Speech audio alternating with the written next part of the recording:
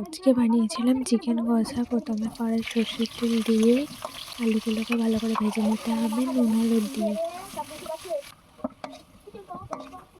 এরপর কড়াই তেল দিয়ে গোটা গরম মশলা, পেঁয়াজ কুচি দিয়ে ভালো করে ভেজে নিতে হবে। ভাজার পরে আদা রসুন দিয়ে কিছুক্ষণ নেড়ে টমেটো কুচি দিয়ে দিতে হবে।